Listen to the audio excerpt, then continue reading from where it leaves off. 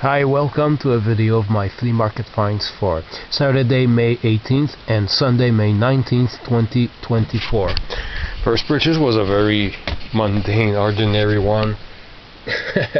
Some people were walking around with crates of little containers of strawberries, and sure enough I saw guys selling crates of them, $1 each. So I bought one and I said, what did I do? Now I'm stuck with this and holding this in my hand, trying not to.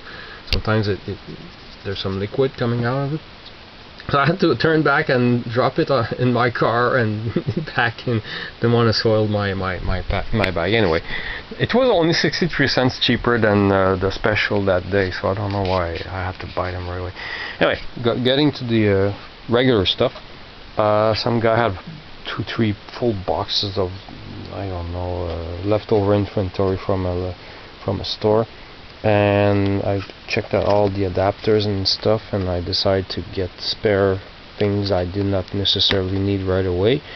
But I got 3 of these adapters that I use for connecting the audio out of my computer to a RCA cable all the way to my mini compact Technic stereo in the kitchen to listen to podcasts and stuff like that.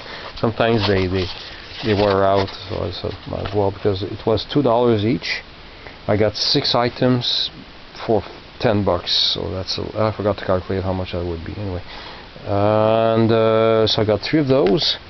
I don't know if this will have any use or not, but a 6 feet long cable like this, a Y adapter, which I'm using here already.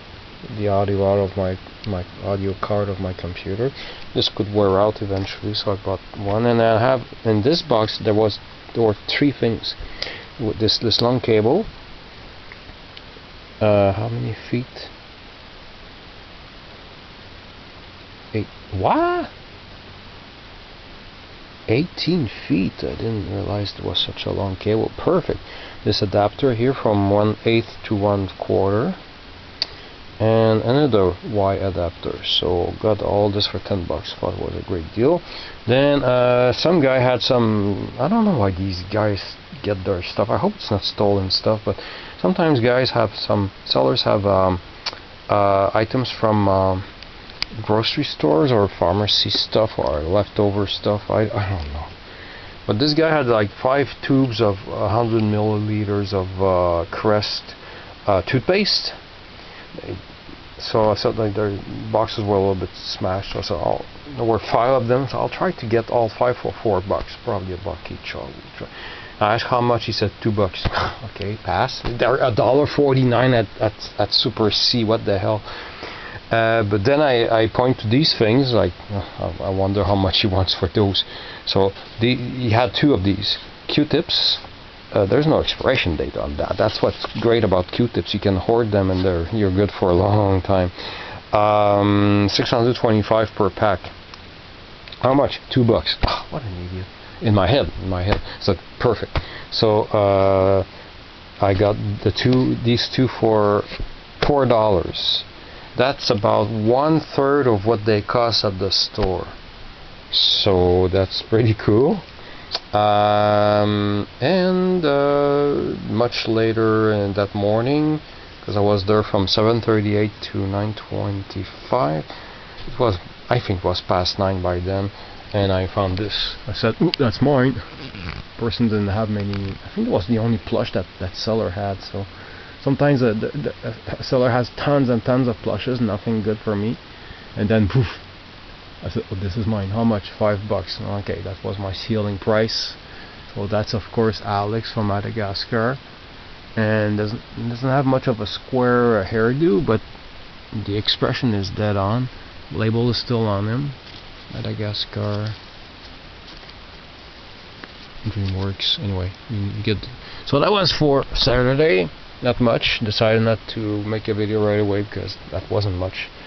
And then I found more stuff on Sunday. So first purchase was this comic book. It's in terrible shape. The pages most of them have come loose. A whole pack of this is almost this whole section is gone, but all the pages are there. I didn't. I read some Olivier Rameau books, actually two of them in school. Didn't know about this one. Le Grand Voyage en Absurdie. So these characters living in some sort of fantasy world decide to visit Absurdie, which is our world. So I flipped really fast through the pages and I noticed a pudgy lion. Cute. Pot belly there. So it's this lion. His name is I forgot. Majestar. This is what he usually looks like. I think it's on page 11. I didn't read the story, but I already figured out the whole story just by looking at the pictures, looking through the pictures of the lion. He's here. This camera sucks. Sorry about that. He's here, and because he has they have to sort of like blend in where they're going. He pretends to be a big dog, so he shaved his mane, so he doesn't have a mane for the rest of the story. So there's a bunch of nice pictures. There's a funny he forgets to not to speak and pretend he's a dog, but he hates the smaller dog. Kicks the hell out of the dog. So politically incorrect, but it's so funny. And both the dog and the lady go in for quadruple cognac to recover from what they saw. Anyway, okay, so let's not waste time. So $1 whole for this? Well, yes, even if it's in bad shape, I don't care. I already made some scans of the lions. We'll share with some furry friends. Next purchase was so beautiful, especially under the sun and everything. So minty looking. I don't know what Cootie was, but man, did I see Cootie very often in 70s catalogs, toy catalogs, Christmas catalogs, wish lists, I think they're called. So now it's the first time I see a cute Cootie. I don't think it's complete, although it doesn't seem has been played much, but I'm suspecting it's missing. No, maybe not. It says 6 here. I don't know why it says number 1, but you toss a die, I think it's called. I still call them dice, and you have to build two players build a bug here. First one to finish wins. But I of course didn't buy to play that game. I bought it because the graphics are terrific. From what I could find on the internet, that's a 1966 design. This is of course a bilingual Canadian box, Irwin Toy Limited, under license by Shopper. Apparently it's pronounced Shopper. Anyway, it was $10 and I don't want to pay $10. I said I'll try to get it for $7, quickly saying that I would give him the exact change. I always have change on me. And he said okay, so I paid $5. $7, sorry. Next purchase was my jackpot of the weekend. I'm trying to get one jackpot per weekend. That's always great. And a friend of mine, a guy that I meet at the flea market, was there, and he brought me good luck. He saw it before me. He passed on it and went boom in a very ordinary box of plain stuff. This wasn't there. I couldn't believe it. Of course, I knew right away it wasn't an original issue. I mean, a 70s pressing would have been fine for me, but well, yeah. Because I don't know if I've been vocal about this here. I'm not very keen on digital recordings transferred to vinyl. I don't see the point. I tend to forget that late 80s vinyl records were exactly that. They were mastered in digital and released on vinyl. So I have more than I thought. But this is the most recent pressing because I've looked it up.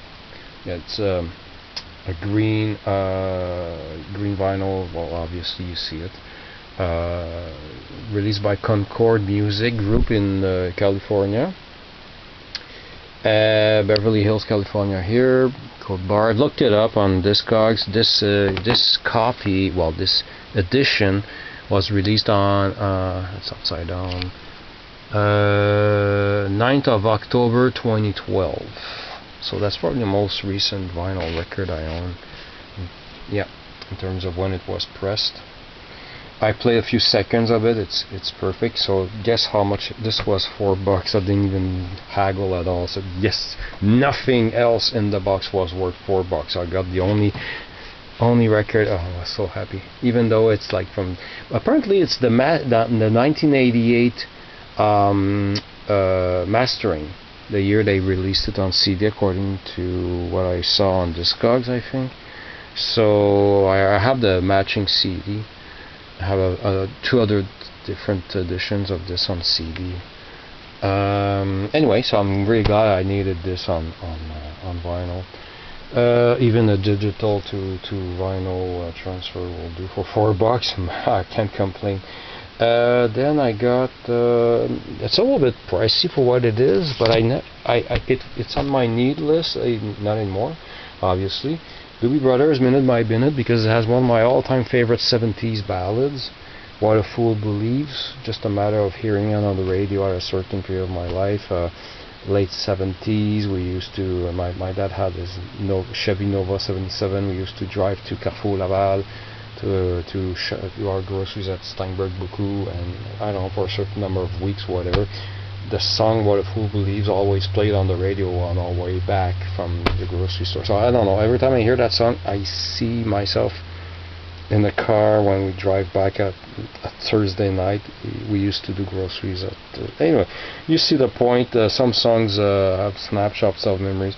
I needed this on vinyl. I have it on CD, and it was a box of where everything was $10. So no way, I'm not paying $10.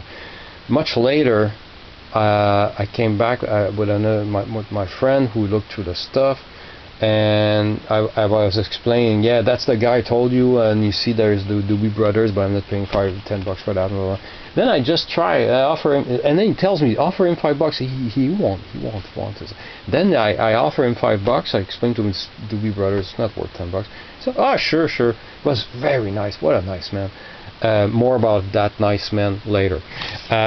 Oops, careful. Naked record alert. Okay, so after that $5 Doobie record, I saw a man selling some records in a box, different prices, and it wasn't my first time looking through them, but with my friend that I've met, I noticed the records were in this box, this ripped. The box is like ripped. Oh yeah, right here. So it was like this. Records were like here, the half empty. Oh no, actually it was like 3/4 empty. It had just a small stack of records. This was torn. Then I said, I collect slush puppy stuff. For those who don't know, not because I like slush. I never drank this stuff. I just like this Canadian version of the slush puppy. Not this version. That version is cute.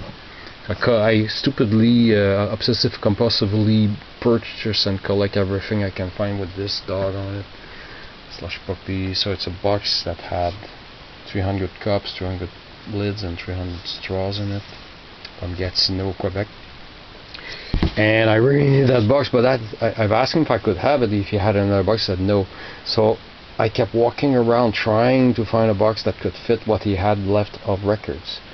And there we go. I happened to see the man again with the records where I got this Doobie Brothers record. He had a box, an empty box, perfect on the ground. I asked for him, can I buy the box? And he said, oh yeah, you can have it for free. Oh, thank you so much. And I explained to him why I need the box. Went back to the man, swapped boxes, gave me the box for free. To thank him, I bought this $5 Elvis that I didn't really need.